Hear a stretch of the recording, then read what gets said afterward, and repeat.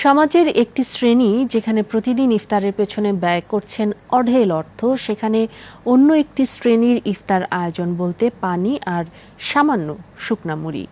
রাজধানীর নিম্ন আয়ের মানুষের ইফতার আয়োজনের খণ্ডচিত্র নিয়ে আনোয়ার হোসেনের ক্যামেরায় নূর সিদ্দিকীর রিপোর্ট।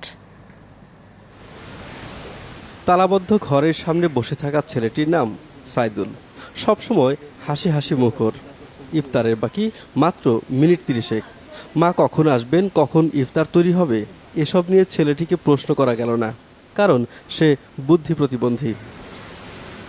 মা জাহানারা বেগম যখন ফিরে এলেন তখন ঢাকার অনেক ঘরেই হয়তো ইফতারের বাহারি আয়োজন চলছে, আর জাহানারা বেগম এসে শুরু করলেন ঘর ঝাড়ু দেওয়া। আজানের মিনিট 5 আগে ফিরলেন বাবা আব্দুল আজিজ, তার সঙ্গী বৃষ্টি। তিনজনের এই পরিবারের কষ্টই যেন আকাশের কান্না হয়ে ঝরে পড়ছে।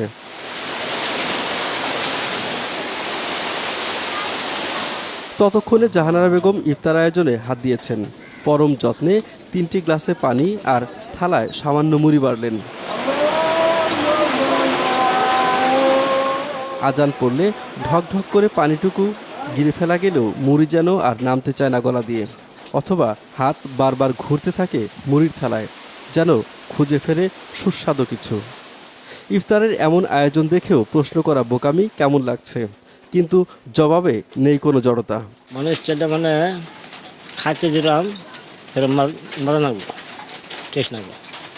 কেন এত ভালো লাগলো? কেন ভালো লাগলো মানে মুখের রুচি আছে, একদিনে ভালো লাগলো। আর রুচি না ছাড়া তো মুখ ভালো লাগতো না।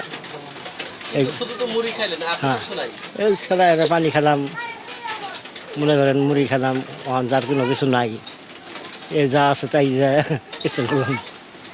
যেখানে ইফতারের এমন দশা, সেখানে সেহরির প্রশ্নটিও অবান্তর।